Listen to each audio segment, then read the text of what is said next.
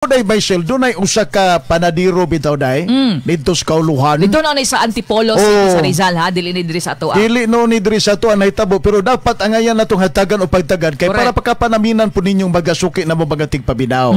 Naboy leksyon nga makutlo adi baga kasama kay doon ay usa ka panadiro, ang ilang baker dito day, gihubog niya ang iyang mga kauban kay mo lagi na birthday lagi day. Uy. Udya sa diyan nga birthday niya. Oo, birthday niya day, kumpiyansa lang po to iyang mga kauban. 5 ka buok. Pito. Ang 7 ka buok day Baisel. Gihurot yun niya kiniday og patay. Grabe no. Tama ba gipangdunggab niya gamit ang kayo. sorry ha, may mga bata ron kay klase. Ngig kay nga pangitabo day. Sensitibo nga kuan. So 7 versus 1. Okay? Unya ang duha daw ani dong Erin sa 7 mga minor daw. Yes, tahon sa dimension. Unya ang statement pa aning suspect kay ning surrender man ni siya. Dadagpalban. Sa Karame kay sa iyaha lagi daw ang statement nga ingon pa niya na ngano daw nahimo to niya kay unsa to? Nadunggan daw niya iyang mga katrabaho, giplanuhan daw siya nga patyon pud siya. Patyon pud siya. So iyahan na lang daw giunhan. Pero ang pulis ang pangutan-on, murag duda sila sa pamahayag sa suspect dong Erin kay imposible man 7 ka buok. Nya ikaw ra isa. Kaya nimo nang 7 nga dungan-dungan sa respeto day wa gyud naka matngon day nga mo na naghihimo sa suspect ngadto sa ila baga kakubadan. Correct. Di ba? Unya kuan sab syaro pod wala man pod daw siya mga tatsa whatever nga na ay mga nahitabong sumbagay baron or kuan.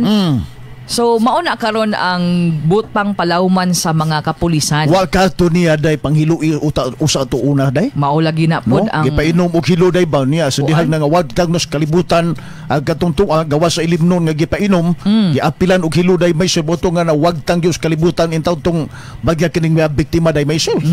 Boto nga nagahimo siya sa mong krimen wa gyud bagya kasabay bisan usa na kabatikod niya. Mao lagi pod. Unya ang motibo pa gyud gawas atong nadunggan niya nga kuandong Erin unhan daw siya ang nakitang motibo nga gisulti ra pod sa suspect is that ang master baker daw ug katong kasosyo niya sa bakery murag naghuna-huna siguro siya kuan mga patyon daw siya para ang income sila na lang dito maglipay kay murag mauli daw iyang misis. Murag dapat siguro po day ang state ang kapasidad sa utok at inisgutan nga mao nga suspetsado dapat ay usa na siguro evaluate siguro o check up po siguro day sa mga psychiatrist kung naa pa ba ni siya sa iyang sakto nga panghunahuna, di ba? Mao lagi sad kay maka bisag kita siguro sa ato lang pong yanong pagsabot ani nga sitwasyon murag di bitaw no 7 ka buok niya siya ra usa tanga po pwede sad na pero wala pa man gud poy kanang investigation gud nga gipagula pero initial mao ni ang gisulti sa suspect nga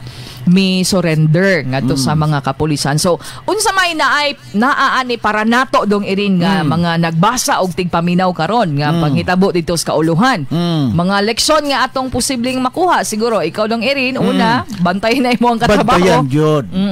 Bantay gyud tanya maniita bagya kasama pag-obserbar punta niya unsa bagya kasama atong naobserbaran sa atong isikaingon bagya kasama angay na to isulti siguro ngadto sa atong mas labaw day no